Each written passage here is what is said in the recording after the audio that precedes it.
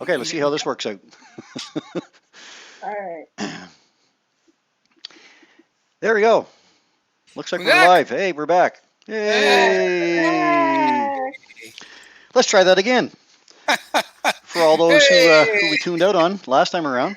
So sorry about that, folks, but that's technology for a bunch of people who aren't technology inclined. So That's right. every That's once in a right. while, the stream hangs up every once in a while, and the chat goes offline too. So I'm trying to watch two laptop screens and two extra monitors here to be sure that we're up and running. There's Renat. Happy Easter, everyone. Happy Easter. And we see a couple of comments. Gail Taylor and Trudy says chat's up. Hey, thanks, Trudy. So, good evening, everyone, and welcome back to the Sunday night offering of Astronomy Outreach, our Sunday night astronomy show, the only outreach that we're able to offer, of course, right now with not being able to get to the eyepiece of the telescopes. My name is Chris Kerwin, and I'll be your host for the next hour. And I would like to welcome back Paul Owen from his Moonshadow Observatory in Hampton. Let's click Hello. on Paul here on that mouse, and we'll click on Paul on this one. There we are. There he is. There he is. He's both Hello. places.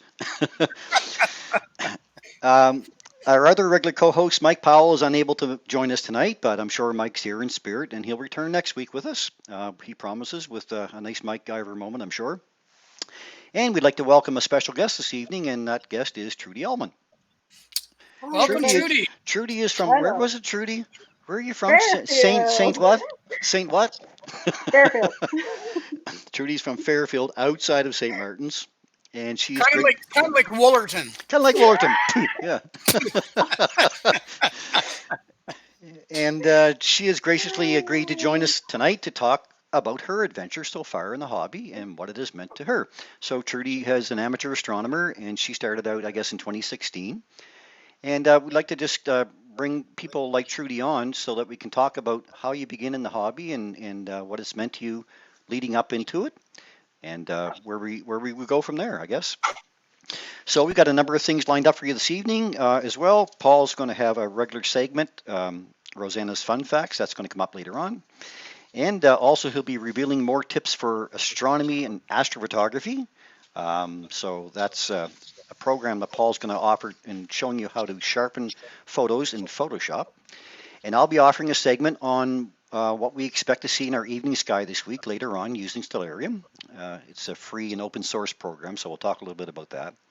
I also have a short video clip that was sent to me by Ben Brain that I meant to show last week. It's an excellent capture of the ISS passing Oh over the moon. yes. So that's the ISS travels about 8 kilometers per second, and you really have to have your timing right to be able to capture that as it passes across the sun or the moon.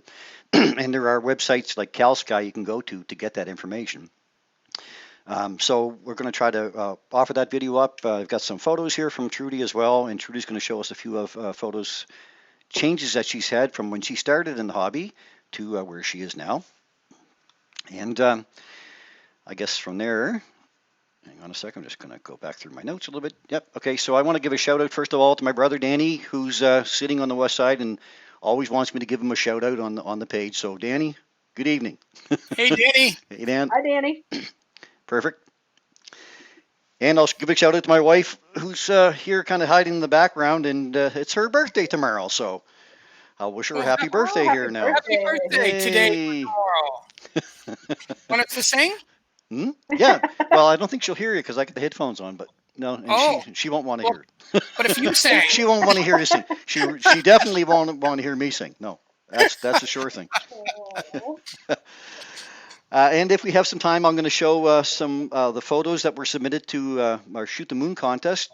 We had a great number of photos, actually 154 entries. It was crazy number of entries, like really wow. the biggest one I've had so far. I was really so pleased to get that many entries in, and just people getting out to take a look around at the moon. I give away some prizes there, and of course we can't pass them out until this is safe to do so. All that kind of thing that's going on right now, but they'll be passed out very soon, hopefully. And maybe we'll run another contest sometime a little bit later on as well. I had a lot of fun with it though, and I hope everybody that sent photos in had a lot of fun with it as well. So just sit back, folks, and enjoy a little bit. And remember, this is a live broadcast, so if you have any questions along the way about the night sky, we're happy to try to answer them for you. So let's get started with Paul's talk, I guess. And Paul, I'm just going to say hello first of all to Ben. Ben's on. Gail. Looks like Louis MCA, Andrew Wilson, Sighorn's on, and G. Linda Friars is on. Good evening, everybody. And we've got a few over here on Facebook as well. Things to see with the telescope is on. Hey, hi, John. And we've got Emma. Emma's on. Hi, Emma. Welcome. Happy Easter. Someday we will return to stargazing. Let's hope so, Emma. Yeah, I hope it's not that long away. So anyway, I'm going to leave it over to Paul now. And Paul, I'm going to click on you here on both screens so we can get you live. Okay. If I can find my mouse. Here's my mouse. Here's my mouse.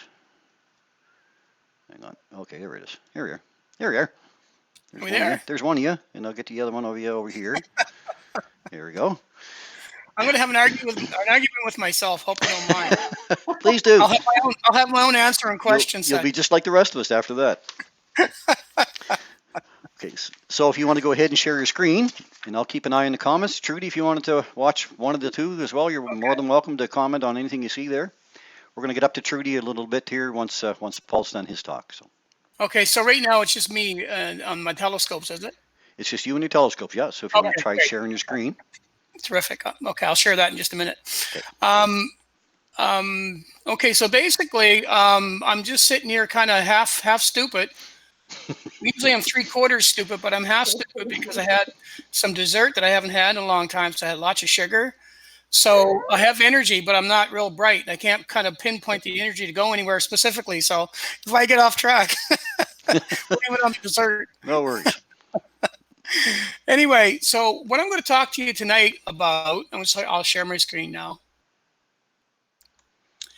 is some actual moon imaging. And I came across this software that was actually, I've been using this certain part of the software. There's this company called Topaz Labs. And they have all kinds of really cool software available. And it was designed more so for daytime photography, in that it was designed to be more like plugins for some of the bigger photo forums like Photoshop and Lightroom and things like that. But a lot of astrophotographers lately have been kind of trialing it, because you can trial this stuff for free for about a month. And they've been trialing it on different things. And I've had AI denoise or denoise AI for quite a little while. And I've been using it on my daytime photos, like for my bird shots and landscapes and all that kind of my wildlife stuff. And it's just absolutely stunning what it can do. But I tried that particular one on some of the astronomy stuff, and it just didn't seem to do a good job. I could do a better job with Photoshop and some of the other programs. But lately, I think the last few weeks, they put this AI Sharpen AI on, and they have it on sale, but you can trial it for 30 days. So I'm actually in the trial mode. So I took one of my moon shots, which is the one you see on your screen now, and this one is a stacked image. And I want to show you what this product does. So I'm going to have to probably shift screens for a second. So just bear with me just for 1 second here. I'm going to stop sharing just for a moment. And then I'm going to put this screen. No, I'll have to do this first. Share screen again. And I'm going to share this one. Oops. I should be able to. No, am I just going into the oblivion here? You are, yep. Ah, darn. Okay, let's stop that then. Right into the abyss. Right into the abyss. I watched that movie yesterday, actually. You did. That's a good Yes, movie. it was a great movie. Great movie. Okay, I guess we can't do that, so I'll go back to the other screen. This isn't going to be as an effective a demonstration, I don't think. Well, maybe it will. We'll see. So we'll go back to share screen, and we'll go back to this one. There we go. Okay, we're back. Hey. Yay. Okay, I'm just going to turn I knew you this could one do it. off. There was no doubt you were going to do it. Yeah. So there we go. Okay, so there's the moon shot that I did. And I just want to kind of take, and this is after it's stacked. Now, this hasn't been processed or anything. This is just a moon photograph that's been stacked and basically thrown into Photoshop. So I've shot it. There's probably, I don't know, a couple hundred frames, and they're just stacked together, and it's being ready to be sharpened and cleaned up. But I wanted to go into it a little bit, and I wanted to show you a little closer version. So I'm going to blow this up a little bit for you. I want to get it nice and close. So at first glance, this photo actually looks pretty nice, right? So it's got nice detail in there. We can see those craters very, very nicely. We can sort of see some terraced walls. So we can see all those nice little features in the moon. And it's pretty well lit up. So when you get over to Copernicus, we're kind of looking top down and we're getting lit basically from all the way around. But we can still see some terrain, some nice areas there. And we can see some craterlets. And then over here off the Sea Rainbows, then we've got this nice area here with all kinds of mountainous ridges all along the side. So I thought, you know what, that's a pretty nice picture. I was almost to the point where I'll just start playing with this. And then I said, you know what, I'm going to try that noise, not noise, but sharpening program. So what I did is I downloaded it, and you can put it in as a plugin. And how you do that is when you download it as it's downloading, it asks you where you want to put it. I said put it into Photoshop, and it did. So when you go over to your filters, you look down here, there's all my Topaz Lab things. So I've got Topaz Denoise, which I told you about earlier for my daytime stuff. And then this Topaz Sharpen AI. So let's open that up. It's going to open in my other screen, of course. But what I'm going to do is I'm going to fool it, and I'm going to throw it over on top of this screen, hopefully. Ah, beauty, I can do it, sweet. So what I want to show you with this is right now there's the picture of the moon. It's just thrown into this sharpen program. And right now you're looking at it 100%. So if I was to take this and blow it up as big as I could before it loses any quality, it's at that level now. So let's just take a little look around those same areas. So I want to concentrate specifically on this area here. So here's Tycho, right? And here's, I can't remember the name of that long crater, that oblong crater. But anyway, it's the one that looks like M82. We'll call it that. We'll call it the M82 crater. Anyway, so I thought, okay, I'm going to try to do this. So I put it on automatic because I want to see what the algorithms that are built into the software will do without me doing any manual stuff at all. And then I put it on what we call the split screen right here. And it's a split view. So now watch this. I'm going to take, and it's just like if you ever been driving in your car all night long, you're going down a muddy road in a rainstorm, and then you come through it, and all of a sudden you get that nice gentle rain as the sky's clearing, and it's just enough to clear your windshield. Well, watch what happens. Oh my gosh. Look at that. Oh my now God. Look at the detail. Look at those terraced walls in that cigar galaxy Cigar. crater. The cigar crater. We'll call it that. The cigar crater. Cigrator, we'll call it. The Cigrator. And look at Tycho. Now you can see those mountain peaks in Tycho. Look at the terraced walls. But go back over here for a minute and look. Let's look at this crater right here and the series of craters. It looks like it's nice. You can see that there in fact is a little bit of terrace, but it's pretty blurry, isn't it? Yes. As soon as we just touch that, and this again, this is on the automatic setting, right?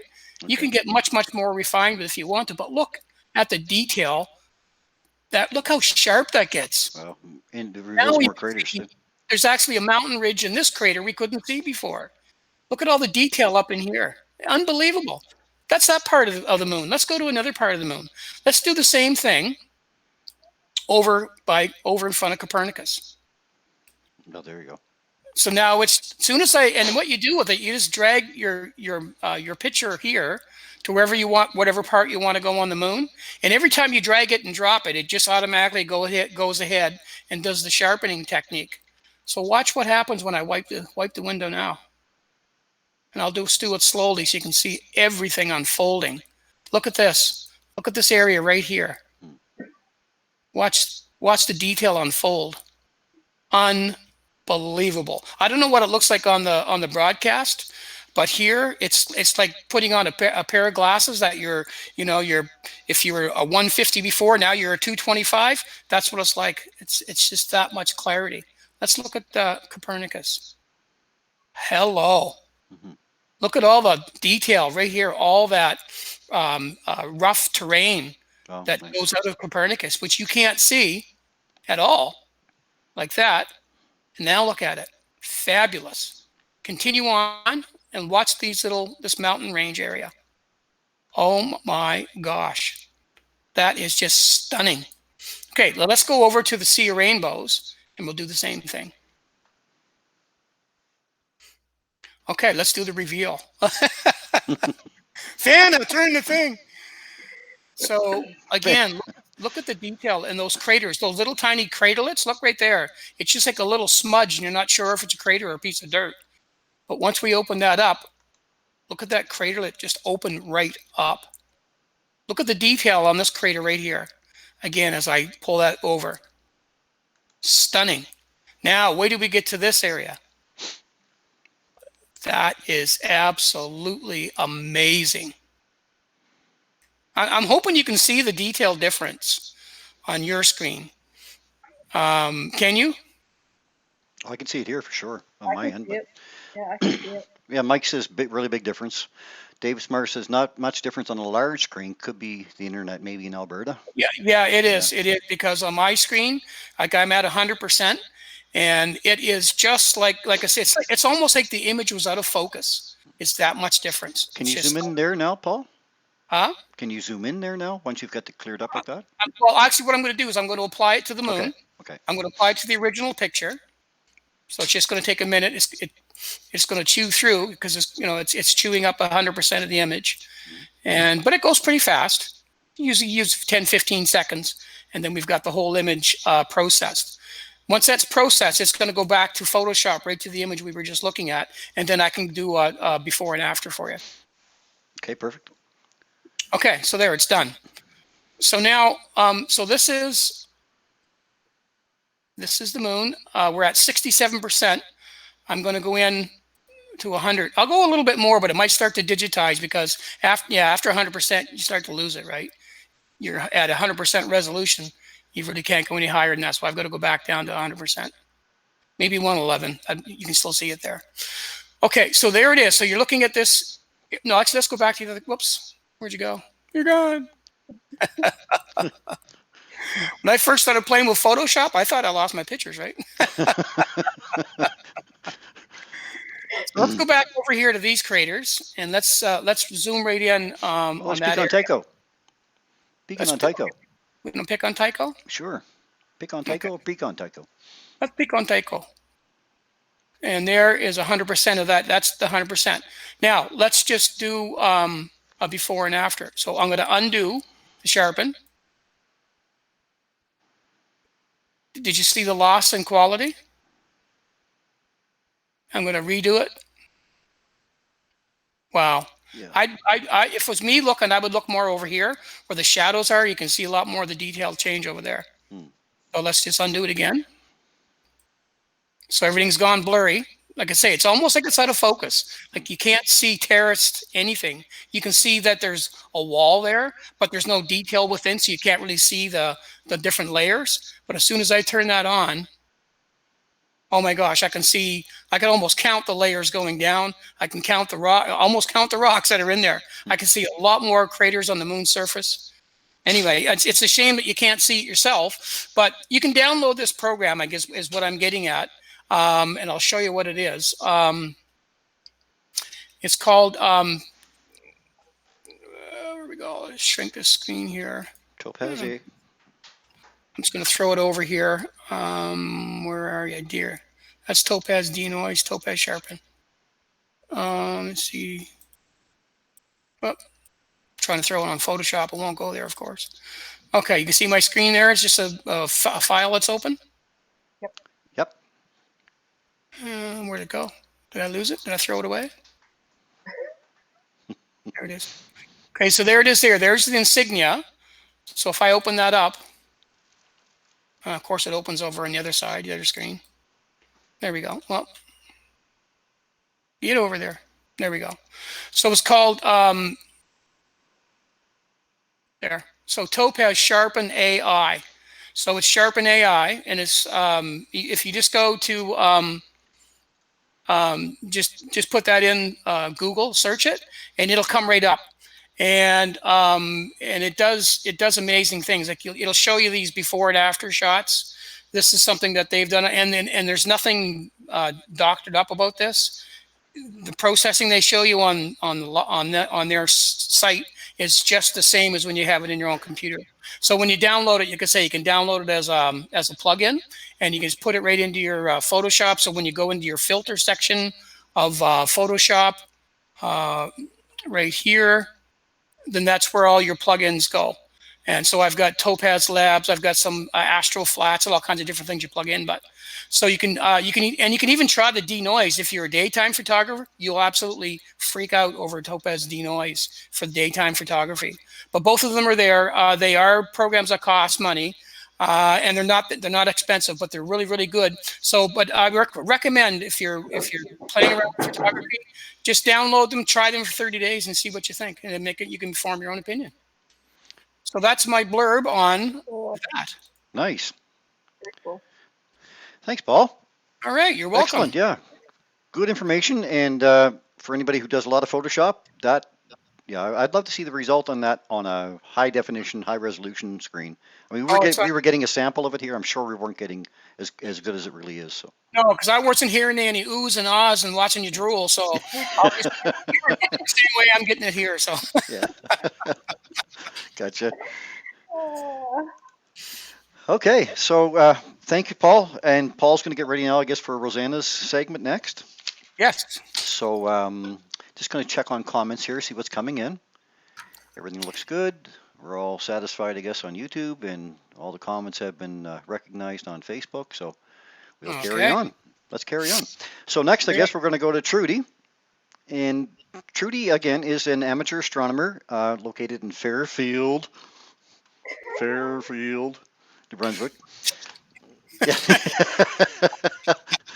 Just kidding. We love it out there. And the idea tonight is to talk a little bit about Trudy's experiences as she had become from an amateur astronomer, from a beginner astronomer up to where she is now, and she's really an intermediate stage now. She's picked up a whole lot of knowledge. There's no question. Has attended a few courses. She has her own telescope, and she can find a lot of constellations in the sky. Yeah, all on her own now, and she joins us a lot, or she did join us a lot for outreach, which is basically gone by the wayside right now. We can't have people out at our telescopes and keep our 6 feet social distancing at the moment. So we're going to have to try to work on some solution for that, and we'll have to get Mike to come up with a solution for us, I'm sure. Yeah, that's right. I'm sure he will. That'll give him something to think about over the nights. Yeah. So Trudy, maybe we could start out with asking you a few questions, and maybe Paul as well. Just join right on here because you might have a few comments that you'd like to add. So if we could ask you, how long have you really been involved in the hobby? First of all. Well, I really had no interest in astronomy until I did an astrophotography course with Paul back in 2016. Started doing photography, then started doing the night sky, then started chasing iridium flares, which are my favorite thing. Were my favorite thing. They're gone now. Gone now. So after we attended that course, we decided to come to the St. John Astronomy Club meeting in December of 2016 just to see what everything was all about, and then got hooked. So 2017 was kind of my learning year. I borrowed, I believe it was the 4.5-inch scope from the club, played with it. It was tricky starting, made some major, boo-boos, but anyway, got into it. Upgraded to, actually, I guess in 2018, I had my first star party. That was for the St. Martin's Old Home Week. Some of the club members came out, and I guess I didn't realize I was doing outreach that night, but of course Kurt tricked me and said, "Oh yeah, bring your scope up. You can look at the moon." And me being stupid, not realizing that if I set my scope up with all these other scopes, I'm going to be doing outreach. So that was my first experience with outreach. Yeah, I'll pay him back for that one yet. Yeah.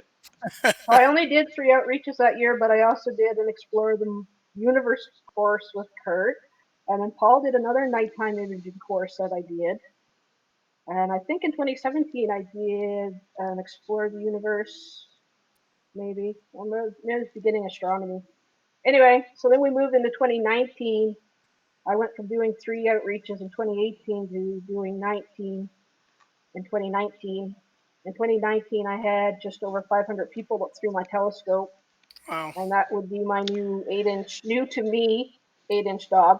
Hmm. Um, I guess I borrowed the club 6-inch, and then I was getting their 8-inch. I just got it here, and then I bought my 8-inch. So I had 3 telescopes here at one point in time.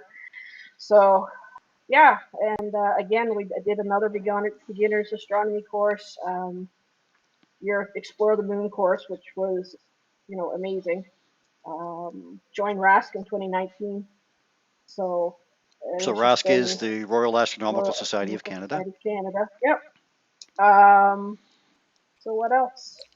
So I'm working on my Explore the Moon certificate. I'm working on my Explore the Universe. I spend a lot of time sitting out, just going through the constellations. Probably when I started in 2016, I knew where the Big Dipper was, I knew where Cassiopeia was, and I knew the North Star was somewhere in between. Right. Knew the Moon and the Sun. That'd be about it. Orion in the wintertime. That was probably it. Now I go out and sit in a picnic table, and I'm going from Orion to Lepus to Canis Major, Canis Minor, the whole. I just sit there and go through the whole sky. And you do have an So advantage of a dark sky where you are, for sure. I do have a little bit of a dark sky, Yeah, yes. yeah, she does. So yeah, Trudy's not in a Trudy's in a rural area for sure. But I mean, and even from the city, when you're looking at the moon and the planets, I mean, there's no trouble even from New York City. Oh Um, no. you can see the moon and planets easily down there anytime. Those are visible from any city in the world, really. So you can always get started with those as well. And I guess you said so. You've taken a few courses. You took the Explore the Moon course that we offered here in St. John. So that was a 4-week course we offered in St. John to learn more about the moon. And I And knew nothing about the moon. and Absolutely nothing. we used the RASC course to get us started, the RASC information. And John Reed's book, 50 Things to See on the Moon, we use that as well as a guide. Awesome book. And awesome book, yeah. And from there, you took the Explore the Universe course, which was another one that's put up by RASC as well. So these are courses like the Explore the Universe course. You can actually get that online for free. If you go to their website, you can download it. But they have there's a book that you can get that goes with the course, right? So it gives you the list of items to look for. And then from there, you go to the book, and it's the same thing with the Explore the Moon course. So lots of training for you, Trudy, along the way. Lots of It learning. has been. It's been fun. I greatly enjoy it. So have There's you? nothing. Sorry, go ahead. Okay. So for me personally, it was probably the first person that looked through the telescope that got me hooked. Was that do that for you as well? Like, Yeah, that's fun, especially when you have Saturn in the scope, and where I have my Dob. I'm constantly have to move it to make sure something's centered for whoever's looking through it. You'll stand there and there's nothing. You don't hear anything for a minute, and you're thinking, okay, do I need to move the scope? Are they actually seeing anything? And then you hear, oh my gosh, mm, or yeah, other words, which I won't repeat on the show. Yeah. mm. And then it's like, okay, you're seeing Saturn. Or they've never seen the rings of Saturn before, so they're just amazed.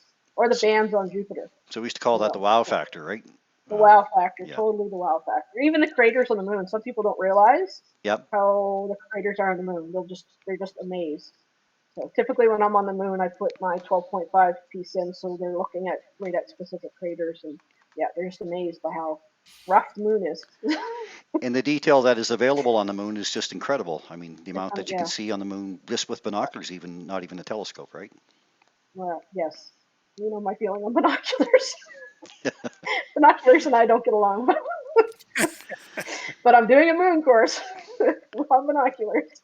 Well, that's what I mean. It was Uh, tough to do that course really with binoculars. I think you really had to have a small scope of some type to get some of the features. A lot of them were available, the larger ones, but um, I guess the simple fact is that you're picking up new stuff. And Trudy has a Dobsonian reflector telescope, so it's a completely manual telescope. So it it forces you to learn the night sky. I guess we could say that, Trudy. Yeah, you have to. I like when Kurt does his beginner astronomy, the first thing he's telling you is learn the constellations. Well, you have no choice. If you want to find anything in the sky, you need to know the constellations. That was the thing when I did my little Messier thing in March.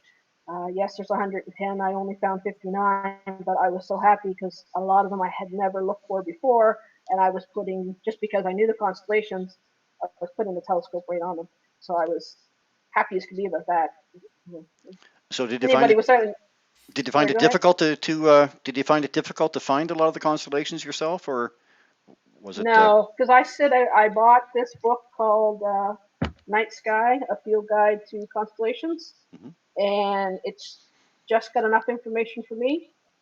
Um, it basically is 4 pages for each constellation, so it shows you where it is, tells you what's around it, tells you the stars, a little bit about the mythology behind the constellation, and you're good to go. So I literally just go out and sit at the picnic table with that book and start with whatever season and go through the whole whatever I can.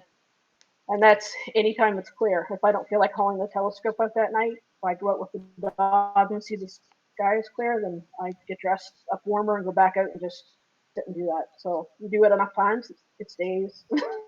Perfect. I mean, there's some of the harder ones.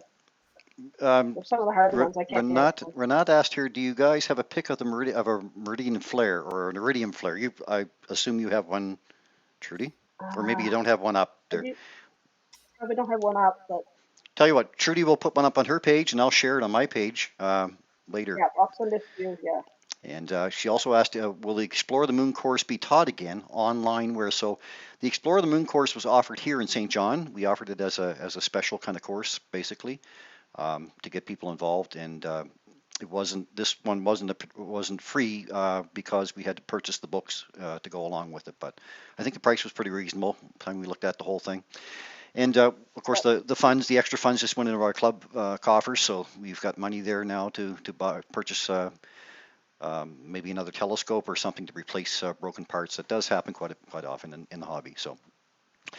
But we've never really offered it online, and it might be an option. Not quite sure yet.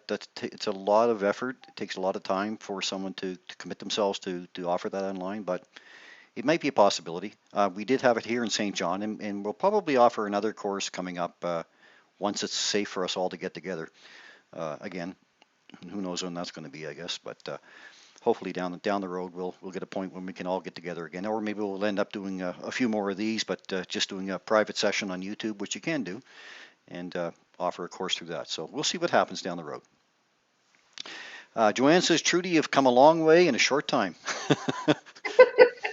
Yeah, Certainly, thank you. certainly has. It's been a lot of work, but it's good. It's fun. So if you could travel back to the beginning, and you were starting back in the hobby at the very beginning, you had the knowledge that you had today, what would you tell yourself back then? I don't know. I Any? think I just found my path. Everyone learns different. I mean, don't make the mistake of buying every book you see. I bought a couple that you guys had recommended as starter books, but then I stopped because I did buy a third one and it was too much information. I didn't have the knowledge in my head for that yet. Now I can go back and look at it and go, okay, I understand it. But like I literally did a ton of research to get that little night sky book, and the same with my Messier book. They're both bare bones information that I need. Yes, there's more information in there, but I don't need that right now. But I'm glad. I started out with my finder scope, then I moved up to my red dot. Now I'm at my Telrad because I'm doing the Messier stuff. So starting out, if I'd been using a Telrad, I don't know if I would have been as easy going. So it's just you got to find your own path, Mm-hmm. but ask a lot of questions. You guys are aware of that.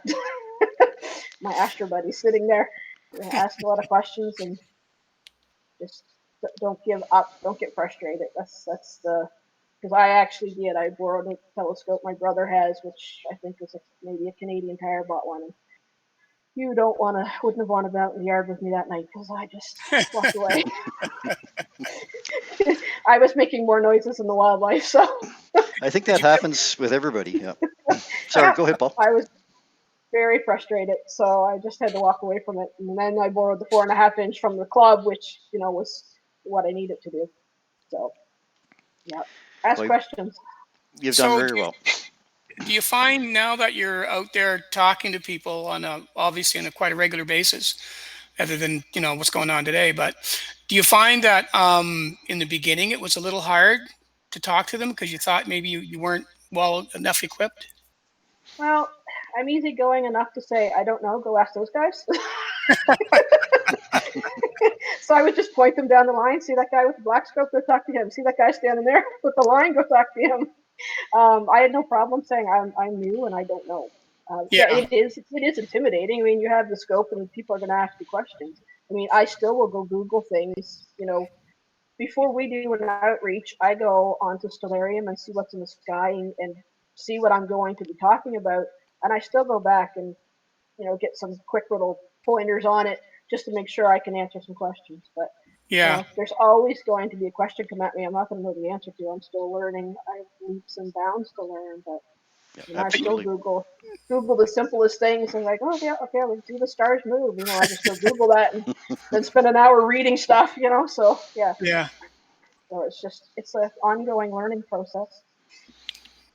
I think too when you're offering something like the moon, then that's why we try to get people like yourself, Trudy, started in outreach by getting it on a night when there's a good moon out, so that Yep. we can get you have a few people at your telescope, and you build some confidence that way. The more events like that you attend, of course, the more confident you are in the fact that it doesn't bother you as much to have people come and take a look through the eyepiece, because almost everybody that approaches you at the eyepiece has less knowledge on the moon than you do at that particular time, but not everybody. But of course, there are going to be those who are Yeah. going to try to stump you and that kind of thing as well. So looks like you're frozen up there, Trudy. Oh, did they say something wrong? Oh, She's scared now. there. She's Oh, she's frozen. back. There, you're back. Okay, we got She's you. Okay. frozen. Exit. Yeah, and that's what I would do. I would stay on the moon or Saturn or Jupiter and just expand out from there. The more I learned, then the more I could go to. Then I started on some SCAs or some double stars or Yeah. things like that. So It's just the thrill of being able to bring that to somebody for me, like just to see that wow factor that we get, oh to yeah, put a smile on somebody's face because they've looked at the moon, or definitely. you've been able to offer them something that they may not have ever had a chance to do. So Yeah, no, it's yeah, the wow factor is it's a ball. Saturn's the best one. Saturn Do is you, the I do best. you still have I any still have the wow factor. do you have any long-term aspirations? Do you have some things that you want to accomplish now that you've gotten into it this far? No, you know what? I just keep hitting at it. Like I started out with the moon and moved on to the planets, and uh, I guess I still haven't found I haven't looked at Mercury yet with the scope or some of the further up planets. So that's something. When I started with the Messiers, I would go Google 10 easiest Messiers to find naked eye. Yeah. So I know I can find those on my 8-inch scope. If I can find them naked eye or with binoculars, I know I can do it. So that's what I did. So for me, this March to literally sit down with a list of Messiers, I was well aware that I was not going to get even halfway through that list. So but I got 59 in one evening. I That's was happy. amazing. That's crazy. Yeah, good for Well, you. Yeah. from nine to 12 to 4 till whenever the sun came up in the morning, I did go in for a 3-hour nap and then came back. I was too old for this all night stuff, but maybe next year. Do you mind the cold nights? I don't mind them if the wind's not blowing. I'm in a valley and I'm in a wind tunnel, so when that wind is up and it's -10, oh, it's brutal. Yeah. And then of course everything frosts up, and you've got one finger sticking out of your gloves, those mittens with the glove, the ends that come off, so you're trying to do things, and yet, rubbing the towel rad to get the screen, to get the glass clear. Yeah, It's Well, not and you're speak, always still fun. you're still staying. Yeah, wildlife coming up the driveway at you. You just. Yeah, well, we they don't all walk have right that. through it. I'll send you in some porcupines, some raccoons. What would you like? I haven't had the moose run over my scope yet, so we're doing good. That's good. Yeah. Well, it is something that you can do by yourself if you like. If you're just a loner and you want to get out and just enjoy the sky by yourself and just appreciate it, you can, and you can share it with a few other people like we're doing here tonight. Or you can have a group of people and have a star party event, which we do a Yeah. lot of as well. So it does give you a lot of options, I guess. Well, during Old Home Week in St. Martin's, there's 2 nights of fireworks, and I've taken the scope right to the beach with me. So people just waiting for the fireworks to start. I could have 40 people come through my scope just waiting Yeah. for the fireworks to start, and then Just afterwards, because. yeah, just because, Yeah. So why You know not? that's one of the things that's so nice about living on the coast is that you can enjoy the beaches not only in the daytime but at nighttime. And usually at Exactly. nighttime it's a lot quieter. And I know Chris, every time you're doing live feeds with your phone, you're always commenting on how nice the water sounds when you're doing it. So it's a double whammy. You get to really enjoy the humility of who we are versus what's out there. But at the same time, where we are from, at this, where we live and reside, and by listening to those waves come in and looking at that, whatever it is you're watching at that night, being on either the east or the west coast, we're very fortunate people that way. So Oh, it's just magic. It's just total magic when you're sitting there and offering the moon and you're hearing the crashing waves in the background. Yeah. And I'm looking out south over Nova Scotia or towards Nova Scotia, and I mean the Milky Way's just the band is just above your head there. Sagittarius is beautiful, and it's hard not to look out at all of that and say, wow, is all of this just for us? Like really, yeah, when you take a pair of binoculars and run them along the Milky Way bands and you start to see the colors of stars and the thousands of stars you can see just with binoculars alone, and then you're looking out at a planet that's 1.5 or 2 billion kilometers away, and it's got 60 moons. You're just you're dazzled by just the beauty and just our own solar system, let alone every other star that we've seen so far now has at least one planet around it. So there's 400 billion stars in our galaxy, and that's 400 billion planets just in our galaxy alone, and there's yeah, over 2 trillion galaxies. So all of that is out there for us, and it really does make you feel pretty tiny to know, that you know, uh, in your lifetime, Pluto wouldn't have even gone around the sun once in your lifetime.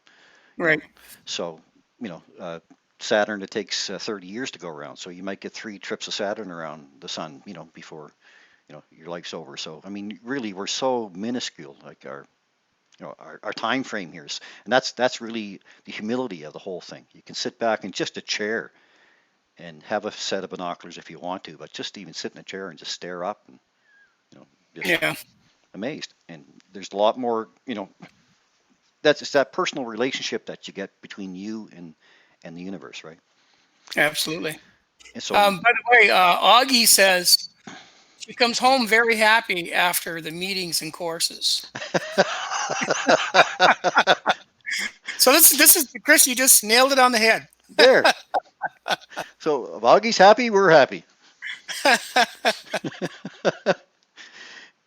Trudy's still there? Yeah, she's still there. No, no, no, no audio. Oh, no audio? Oh, can't hear you yet. Oh, Oh, yeah, she can just go off and come back like I yes. did. So just hang up, Trudy, and come right back on again if you like. There we go. All right. Now make sure you block her, Paul, before she comes back on. Where's she from? Fairfield? Yeah, yeah, boo. Hey, There she's she's back. back. Hey. Well, we got her on one screen. I haven't got her on the other one yet.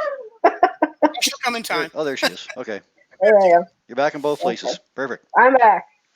So, Yeah. Trudy, all in all, would you recommend the hobby to others? Like if you were looking for something to do, would you Most recommend definitely. astronomy as being something that you would recommend to others?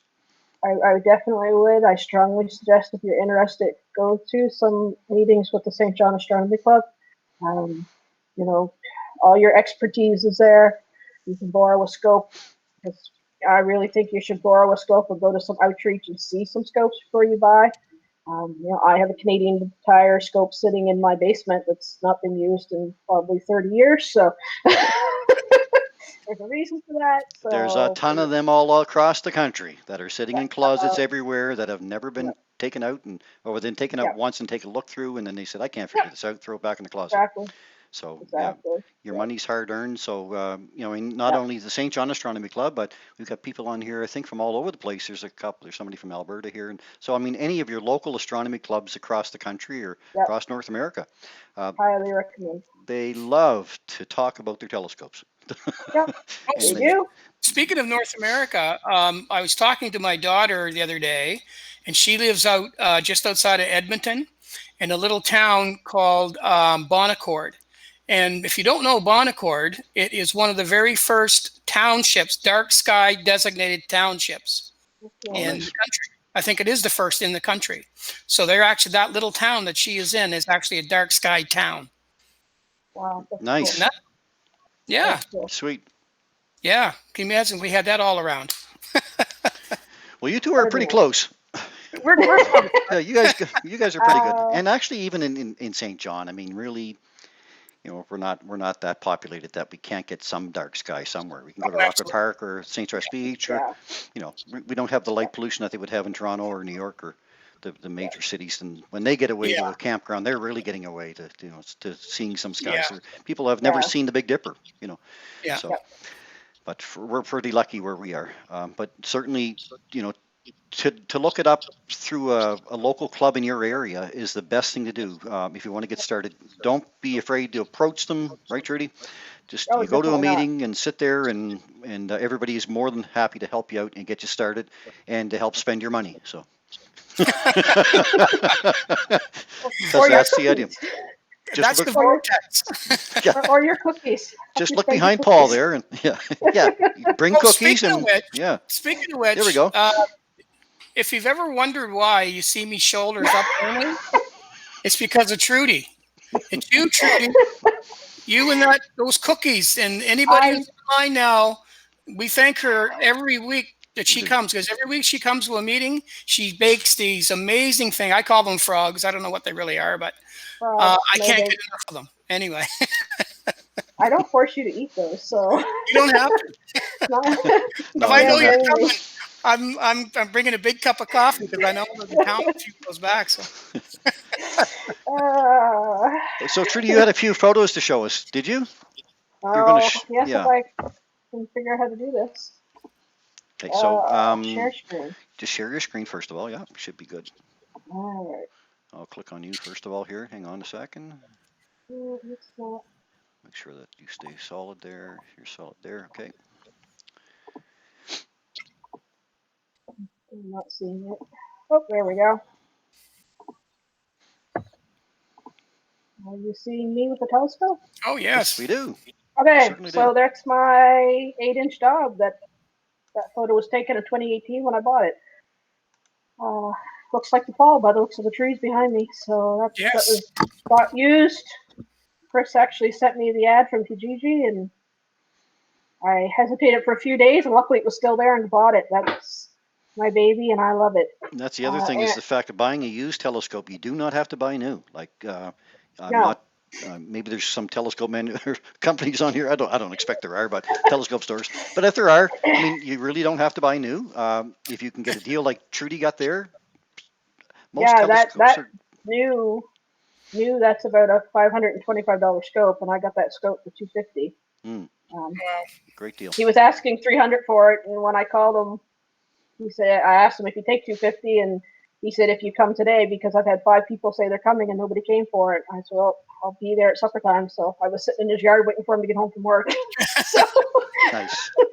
You were kind of scoping them yeah, I was sitting there waiting for him. Wow, wow. So No, it's a uh, it's a perfect way to go. Like a used scope like that. I mean, the thing about telescopes too, in most cases, people just take them and they set them on the spot on the ground. On the yeah, ground. They're observing with it. The most damage that a telescope like that would get would be transporting it back and forth in a vehicle, yeah, probably yeah, in the dark. So, but generally speaking, most of anybody who has a telescope like that, they're well maintained. So out. yes, if you can't find one new, of course, but if, look around at used sites, and you can even find them on Kijiji, used sites like yeah. that. Astro Buy Sell is another site that has a lot of used stuff. And so Trudy, you paid $250 for that one. Most department store telescopes run about that or even more, Oh yeah, Yeah, absolutely. and you're I'm not sure that. getting that Yeah, quality. You know that no, $250 you spent right there, that would last. That telescope would never have to be replaced. no, I love that one. That's the only reason I would want to go to is if I started to get in more of the photography side of Mm. it, but I'm not there yet, so I'm quite happy with that. And yeah, the go-to is the one with the computer control. So, but Trudy's is Yeah, completely manual, so it forces you to find your way around the sky, and it's not that hard. I mean, okay, we can find the moon. We all know where the moon is. If you go to download a program like Stellarium, it'll show you where the planets are each night, and you can find out planets in the morning sky, some in the evening sky. You find yourself the moon and a couple of planets, and away you go, right? yeah, And exactly. just pat Exactly. yourself on the back each time you find one, and just keep going. Like Uh, I said, I mean, I knew where the Big Dipper was in Cassiopeia when I started, so And there's no rush. I mean, the sky's not going to change. It's there exactly. Orion's up in the sky now. It'll be back up there next year. So Yep, you've got lots exactly. of time. It's Yep, a lot of people get into it and then their family commitments take them away from it again. But never think that you can't go back into it again, for yep, sure. for sure.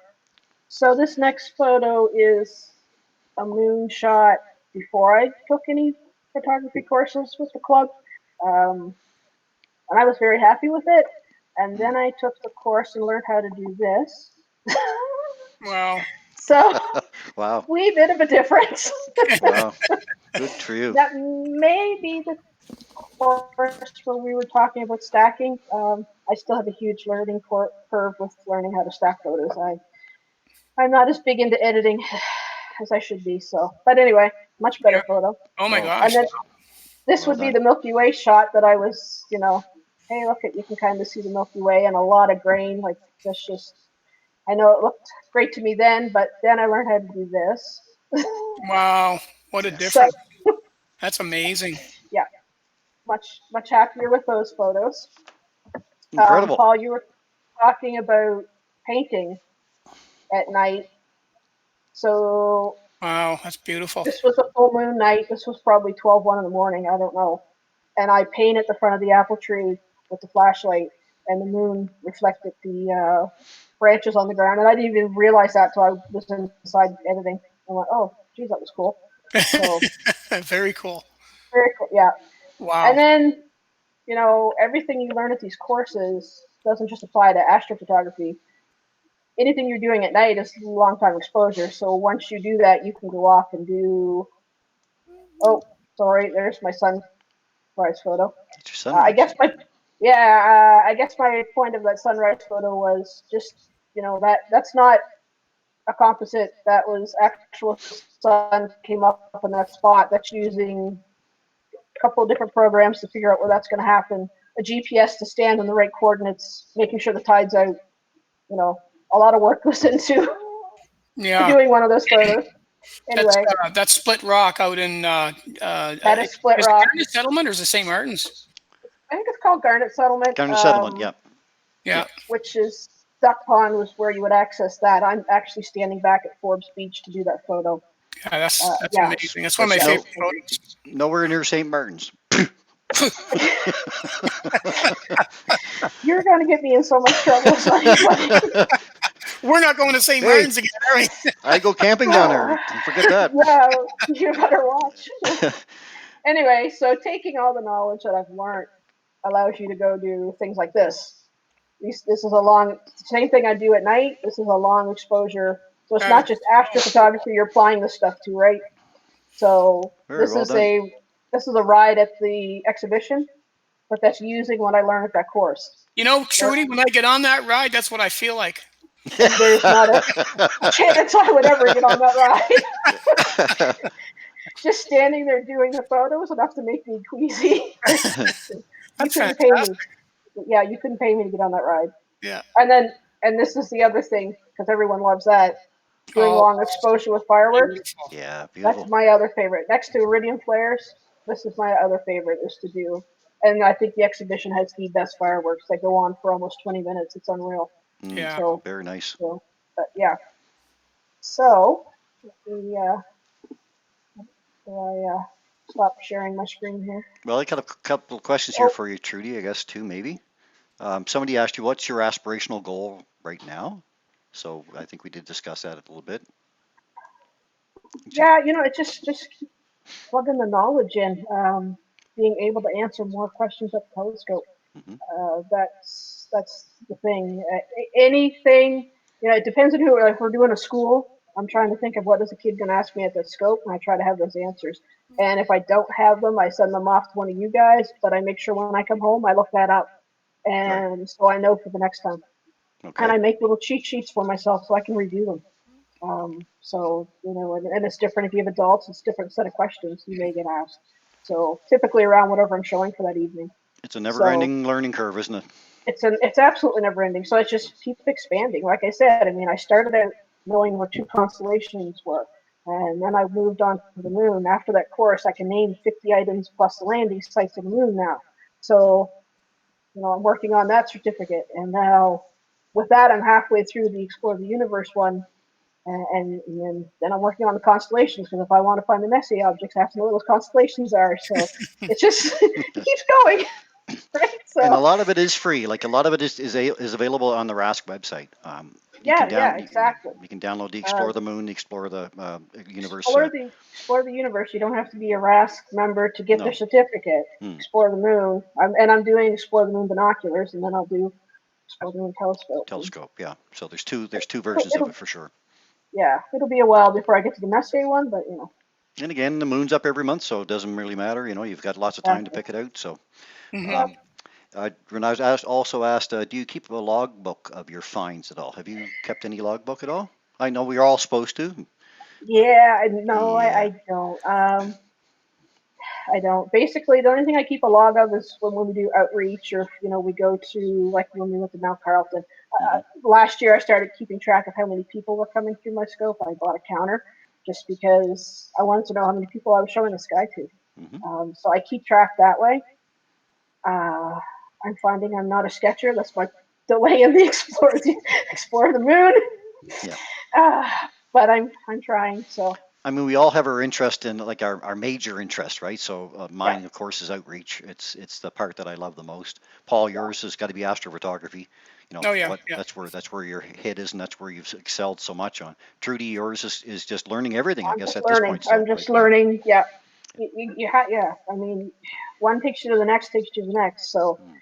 But there's no like I but said, there's no stress. It's not like you have to learn it. It's just like, no, the exactly, moon's there, and you'll learn it this month. If not, you'll get it next month, kind of thing. So, exactly. I mean, for me, the moon. Typically I don't go any further than the deck. I can just set up my. I made a bracket for my binoculars to go on my telescope for my camera. It's a really heavy telescope. Sorry, tripod. It's a really heavy tripod. So I typically can set up right on the deck. I don't have to worry about wildlife chasing me down because the deck's gated, so I can sit there, Yeah. do Well, my thing. you're very fortunate to have that skies that you do, and absolutely. and the Yeah, fact that where you're so rural, you don't even have houses that you really have to deal with light. So no, for someone getting into the hobby who's already in the country, it's just almost a natural thing to do. no, and any of my light from houses is family, so I just call them and tell them to turn their deck lights on. So You guys talk for a second. I'm going to be right back. I just going to. Renat has another question. I have something to show her that'll answer her question. Right back. Okay. Yep. okay, so yeah, so with the sky meter, for anyone who's familiar with that, the best reading I got was 21.41. After that, it was 21.35, 21.32. Those Yeah. were repetitive, but I did get 21.41 once. So, Well, that's putting you in for those who go by the Bortle scale, you're probably a Bortle. I don't know. Must be Chris's microphone. yeah, You're probably a Bortle of 3 or 4 sky where you are, which is really good. yeah, The guys that we watch a lot yeah. on YouTube channels when they're doing their imaging, they're shooting from downtown, like just 20 minutes away from Detroit, or an hour from Toronto. So yeah, your skies are very dark. Yeah, They, it's dark. My yeah, only issue, like I do have glow to the west from the city. I'm about 30 minutes out of town, so that's yeah, pretty much it. Yeah. yeah. So Yeah, if it's you wouldn't if notice that it's much in observing it. You would notice it certainly more when you're taking pictures, which you probably yes, seen in your camera. yeah, exactly, Yeah, exactly. I don't do a lot of photos in that direction, so typically I'm shooting north or straight up. So yeah. Mike says, "Do you deliver cookies to hardworking astronomers?" Rob says, "No more cookies, Mike." Come, come to a meeting. There will be cookies. Actually, Renat asked, she had to leave, I guess had to go now, thanks for the meeting. But she was asking, she was saying that telescope that you had looked like it was something that you have to install in a pickup truck. No, it comes apart in pieces, so it'll fit in your back seat, the tube, and the other piece will fit in your trunk easily enough. Also, she was asking about what you would spend over the first couple of years. Well, that's your call. Like 250 you spent for Exactly. the scope as a used scope. Your accessories can be as much as your telescope, depending on what you want to do with it. Yep. If you want to buy adapters to attach a camera to it, if you want to buy special finders, heaters to wrap around the telescope to keep it warm and that kind of thing. So that all costs money, but it's gradual. It's a little bit at a time. You really don't need anything to start out with except for a couple of eyepieces and a good Yeah. finder to Yep. get you going. And then you Exactly. find deals along the way. And we've all Yeah. collected all kinds of stuff just because we've seen a deal here or there. And Hmm. Yep. sometimes we just end up passing it away to somebody else along the way. So it all depends on where your interest is, right? For sure. Yeah, absolutely. We'll But she sell was for cookies. she was saying that that would be too big of a telescope, and I wanted to show just this little one here.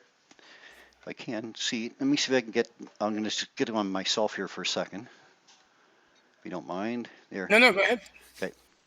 Just to reveal this little tabletop Dobsonian reflector telescope made by Orion, and this is a simple idea to get yourself out under the sky. This is similar to the one that I was giving away on my moon contest, only it's a little bit larger. So it has a tripod, legs on the bottom there, little rubber feet that sits on, and the whole telescope works like a lazy Susan. It rotates back and forth this way, and it also goes up and down this way. So it gives you an opportunity. I don't have the camera tilted quite right, sorry folks, but it gives you an opportunity to see the whole sky, and it's a very lightweight little package. There's where your focuser is over here. Your eyepiece sits inside here. This is the finder over here that sits on the telescope to help you find the objects in the sky. And the whole thing packs up like this, very nice and easily. It even has a little handle on the side that you pick up with that, and it only weighs a few pounds. Actually has an eyepiece tray here on the side too, so very simple to use. You can take it outside, set it on a picnic table, take it camping with you. If you just want to go out and quickly look at the moon or something like that, it's very easy to do. It's great for children to use as well. This is the 4.5 inch, so it gives you a nice view of Jupiter and its moons. You'll get the rings of Saturn in it, and you can actually get the moon very pretty in it. So just another idea along the line that Trudy has there, and that's still another Dobsonian telescope. So, of course, invented by the guy by the name of John Dobson. His design was just this long tube with a mirror at the bottom and a smaller mirror at the top that was pointed at a right angle to allow it to come out to the eyepiece. It gives you the biggest aperture for the least amount of money. So if you want to get started in the hobby, you want to get as big a mirror as you can afford, really, because that's what's going to get you going. Trudy's got a good size one there. That's an 8-inch one, which is makes it still compact enough to be able to carry it with you, but you still got lots of glass there to be able to view with it. It has to capture those photons of light, sometimes from very far away. So the more light that it can capture, the better or brighter your image is going to be. So that's the idea of getting as big a one as you can. I would say start out with at least a 6-inch telescope if you're going to go in Trudy's style, like she did it with the Dob, and up to, they go up to 30 inches at least, right? Talking thousands then, but a practical one is around 8 or a 10-inch Dobsonian telescope for sure. And this little 4.5-inch one here, like I said, for just a real quick view, we call them a grab and go telescope. So you grab it quick, you go outside, take a quick look, and bring it back inside again where it's warm. So that's another idea. So let's get back to our conversation here. Everybody sees the moon differently, and you get to see the hobby differently than we do. And we're hopefully we'll be able to bring you back on again sometime. I know you really want to come back on again anytime. Hey, Dad. Yeah. No cookies. No cookies for you. Yeah. Oh, I'll get some anyway. You know that. Yeah. I know. No, it's just great to see somebody who started in the Oh, hobby. Since I've been in the hobby, you started in the hobby, so it's great to see where you've come from to where you are today in a short period of time, and all of the knowledge that you picked up, and how nice it is to see you out at outreach as well, helping to share those views with other people, like the knowledge that you're gaining, you're giving that back to other people, and oh, that's wonderful, and oh, you're it's you're great. you're giving the opportunity for people who have never had that opportunity before. So I enjoy again, it. we're not sure when that's going to come back, but keep learning, Trudy, and keep going. And you've got us to fall back on again. Make sure that you contact your local astronomy club in your area. They have star party events. They have special events. Again, what's happening right now? All of ours are on hold for the moment, but you can certainly some of the clubs are doing it online right now as well. So you can always have that opportunity. But the bottom line is that a lot of these people are out there to help you get to where you need to be in the hobby and try to help avoid a lot of your frustration. That's another thing too, is asking questions, because the people that you're approaching at their telescopes know their equipment and they know what they did wrong and what they did right and whether they'd recommend that particular telescope or not as well. So you learn all that through the club as well. From our club perspective, we actually lend out telescopes free for a month. So you can take that telescope home, give it a try, see what you think. Before you can try before you buy, basically. And Yep. if it's something that you really want, then go ahead. And if it's not, then you try out another one the next month, kind of thing. So lots of options like that around at a lot of different clubs across the country. So again, Trudy, thanks so much for being on here. That was great to get your thoughts on all this, and keep going, keep looking I up, will. Thanks, keep guys. looking up. Thank you, Trudy. Thank you. I will. So Paul's going to come ahead now with a segment again on Rosanna's fun facts. How are we getting for time, guys? I know we Robert. started a little bit late, didn't we? Yeah. Yeah. So how about we just go with Rosanna's fun facts for tonight, and I'll just All right. mention very. It's a short one, so Okay, let me see if I can get things queued up here, Paul. sure. So we are doing fun facts. Okay, I got to click onto you here first of all. Here we go. I got you brought up on that screen, and you're brought up on that screen. Folks, I'm just checking through comments here just to be sure before we get started on the next segment. Hmm. Hate to cut in the middle of it. Uh, Mike says he wants to feed off the telescope behind me. Can't have them, Mike. Sorry. He's been trying for years. He has been. Yeah. uh, Great shots, Trudy. And yeah, that's another thing. Before you get started, Paul, or can I just quickly show a couple of photos? Oh, absolutely. Okay, and then we're going to go back to your segment. So I have to do this because I didn't get a chance to do this last week. I forgot about it, and I got to make sure that I do it again. So Ben Brame had captured the ISS passing in front of the moon. That's a Oh, very yes. Yes. difficult thing to capture. The ISS passes in front of the moon or it takes it travels at 8 kilometers per second. Who's got that on their screen? Is that me? It must be. A I don't see it message. yet. There's a YouTube message on there. Nice video. Keep it up, dude. Okay. I'm not sure where that comment is coming from. It's from somebody. Keep it up, dude. Okay. So Ben had. I got to share my screen, I guess. First of all, let me share my screen if I can. Share screen. Okay. And I do want to share this one. So I'm sharing the same screen as I was, but I should be able to drag that over. I got to do this again to the second laptop here. And I'm going to share screen too. Okay. So what I wanted to do was bring over the video, and I'm going to bring it over, I think, first of all. I think I can. See if you can see it there. So can you see it there? Yep. Okay. And I don't know if they can see it here yet. Maybe I don't want to share my screen on this one. Just a second. Stop sharing.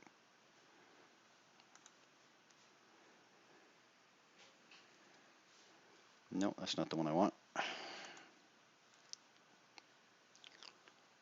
You're still there, Paul?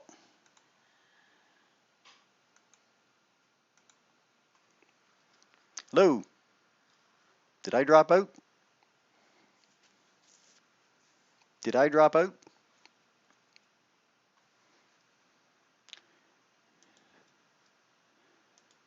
Just a second. I think I did.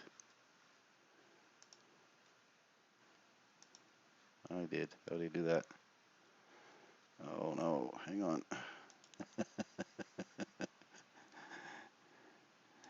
Right back. Crap. Oh.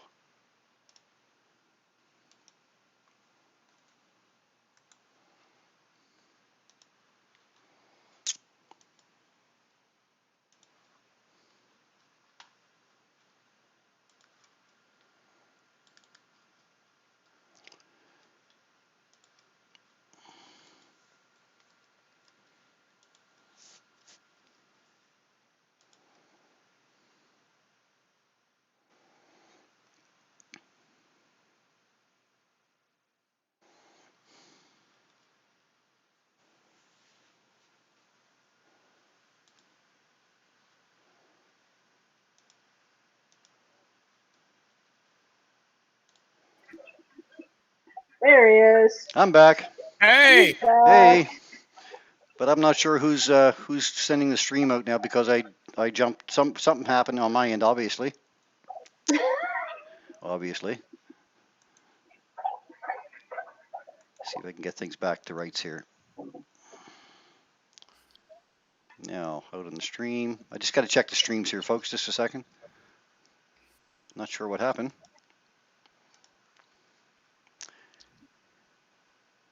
You still there? yeah, still there, Yeah, watching okay. you doing your thing. Okay. Not enough video. Okay, hang on. URL. Okay. All right. Let's see what's going on here. Can you see the moon photo up there? No, you can't. Uh, Maybe not. I'm just watching you just join the Hangout again. There's Trudy. Okay. I'm seeing it in not real time. So Okay, seeing it on YouTube right now. Yep, seen it on YouTube. Okay, so let me see why that is. Just a second. I'm going to try sharing my screen again. And I'm sharing this one, obviously. Now I'm going to try to get that moon image back up again. there it is. You got it there? I'm not sure what the time delay is, but I'm seeing it now. Can you see it, Trudy? Okay. I did, and then it just flashed to me. I think I'm on a little delay here. I think this is a little bit oversized. There, okay. Let's try this. Hang on. Okay, I got it on one screen, and maybe I've got it on the other one, so we'll just give it a second there, folks. I see Paul's up on the video. Yep. Okay, and it looks like that screen is up too. So looks like we're up. Here we go. Yep. Okay, Yep, looks you're like we're up everywhere. Okay. So let's take another look at this.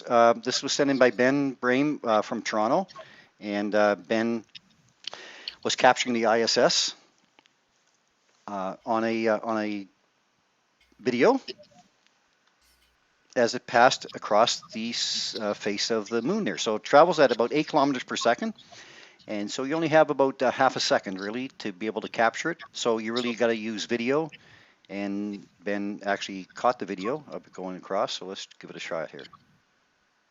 See if I can get it to work. I'll watch for it now. About 4 seconds in. You see this? There it is. Wow, there it goes. And there it goes. Fantastic. Let's go back again. For those who might not have caught it, I want to see if I got it on Facebook there as well. So in about 4 seconds in. So watch for this thing coming up from the top left-hand corner going down to the bottom. There it goes. Right there. Boom. Right through. You Nice can work, really Ben. see it well when it gets into the darker region. Yep. When it gets right down about there, around about just There, below close again. Copernicus. Good. Fantastic. Nice work. And at the end of the video, he yells out, "Yes!" So, you know he got it. That's terrific. Perfect. Yep. So I'm just trying to see. Yeah, it did play out on Facebook too. That's great. Okay. Yeah. Fantastic. All right. All good. And it's hard to get that because you have to be in a very specific place on the globe for that to happen to be able to get it. Because even though he got it up and around the Toronto area, we couldn't have saw that here because we weren't in the right position. So No, that's right. I'm going to bring up a couple of photos here if I can. These were from Trudy as well. Trudy caught the moon down by Split Rock. oh yeah. So that's actually Split Rock, but you can't see it because it was too dark when I got there. Same I location where she had the sun there before. So Yeah. let's bring up another one that she has. There we are. Oh, that's beautiful. April the and 8th. that's composite. Like, Yeah, it's two pictures put together. Yeah. that's the super moon, right?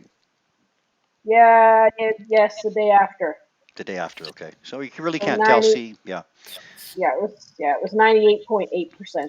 yeah. I can't see that 1.2% there, but and that's the Me thing about neither. the supermoon. They talk a lot about the supermoon all being so big and huge, but actually the next day the moon was actually closer. So when it was at Yeah. 98%, it was actually 150 kilometers closer, which isn't much from 400,000 kilometers, I know, but still being an extra 150 kilometers closer the following day.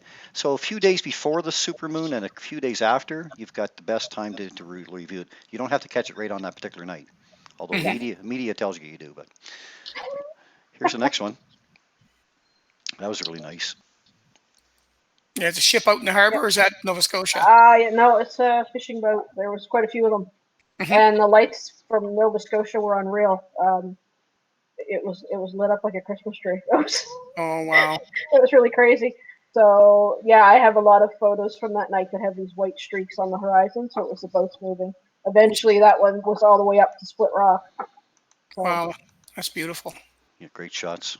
And one thank last you. one here, right there. Oh yeah. Oh yeah, so you can see to the left of the moon there, you can see the white streak. Yeah. Come on, Tatooine there, aren't we? We got a double suns coming up. Yeah, Yeah. Star Wars. Mr. I was Skywalker. told I was Yeah. told to edit that flare out, but me and editing. That worked Oh, great. it's just little lens Yeah. flares, all. Yeah. Okay. So I'm going to drop these out, and I'm going to try not to drop you guys off.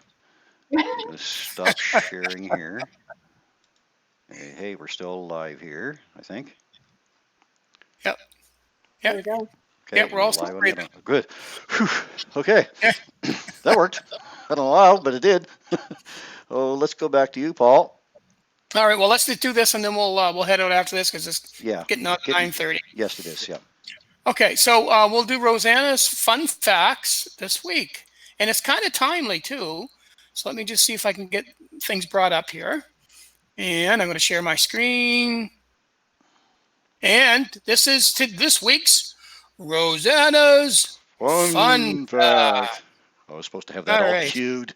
Uh, darn it. That's all right. Well, Can you the see next it? one. Can you see Rosanna's picture? We can. Perfect. Okay, so this week, now I have to bring up the information first of all. This week, Rosanna writes, this week has been all about the super pink moon, which is not a pink moon at all, although, it would be something to see if it was. So so what she wants to do is she wants to kind of basically give you the real facts behind the pink moon.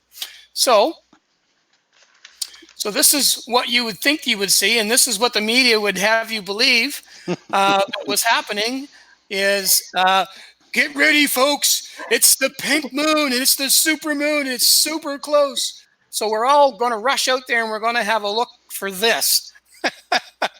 But we didn't see that, did we? No. Not to be disappointed, because what we did see was fantastic.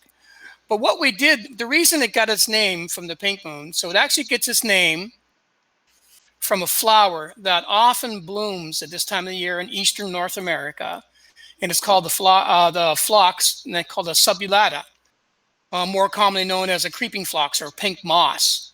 So that's basically the reason it gets the pink name, because this is the flower that comes up first, and it's the time that full moon happens to be up that we see that's what you see. But it's a whole lot of fun anyway to talk about that.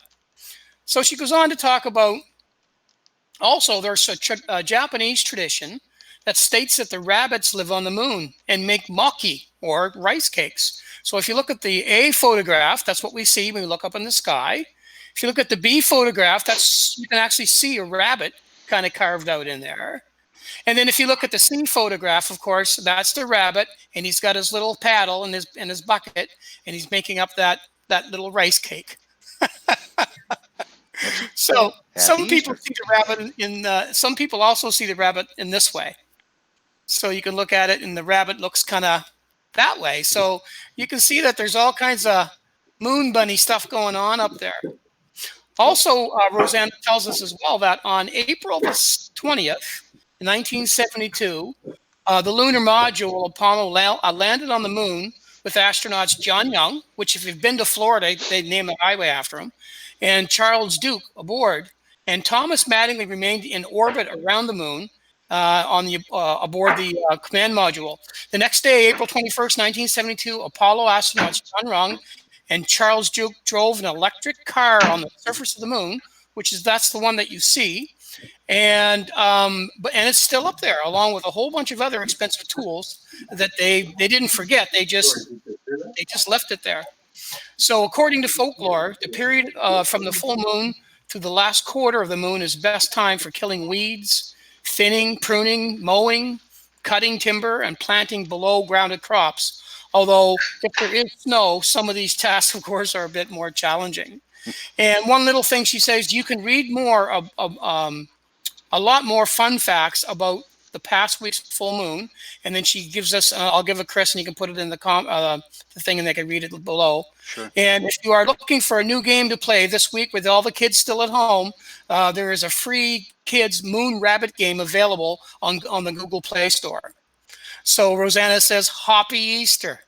Wah, wah, Well, wah. thank you, Rosanna. That was an absolutely perfect time. Great fun fact. Thank you ever so much for that. And should we do a little? And that was.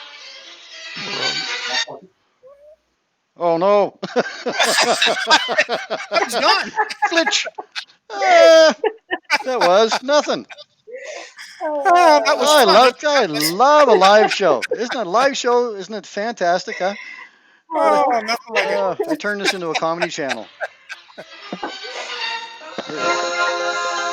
Rosanna's Fun Fact. We'll get that on to professionally done somehow. Oh Somewhere no, down the this line. is way too much fun. You guys did good. Oh boy, that's what we're all about here. We're just trying to relax and nothing too serious, but we love to get topics out and about for sure. Thanks, Paul. That's appreciate it, and thank you, Rosanna. Thank you, Rosanna. Yes. So I guess we're going to call it the night now, folks. I was going to talk a little bit about what's up in the night sky, but we're getting past our time here, and we don't like to drift too far into it. So I know I had a little bit of a problem there earlier. So in closing tonight, I'd like to thank each and every one of you for your continued support of our efforts here. I wanted to remind you that we do love getting your photos again, so you can send them to Sunday Night Astronomy Show at gmail.com. It's all one name, and we would love to put them up on our broadcast for you. My special thanks again to Rosanna Armstrong for her Fun Facts episodes, and of course Paul and Trudy for their contributions to the show tonight. I'd also like to ask that if you've enjoyed the content here tonight, please consider giving us a like on the episode, and please consider subscribing if you haven't already done so. Also, I would ask that you share with your friends and family that we are live on Sunday nights. I know a lot of people now are looking for something extra to do, so we're here Sunday nights to bring these funny episodes and these moments of a live show to you. We live for these. We do. Finally, I know that we're all another week into this new normal that we're running into, but I would like to wish all of you a good health and a safe week. I know that these times are tough for all of us, but if we stick together and we follow the current health guidelines, we will get through all of this. So keep washing those hands, practice that 6-foot rule for social distancing, stay at home if you can, and know that we are here to help entertain you each week at the same time. So for now then, from Paul and Trudy and I, stay safe everyone, and we hope to see you here again next week. And remember, keep your scopes pointed up. Point it up. Thanks folks, take care. We'll talk to you again next week. Happy Easter. Happy Easter, Thank everybody. you.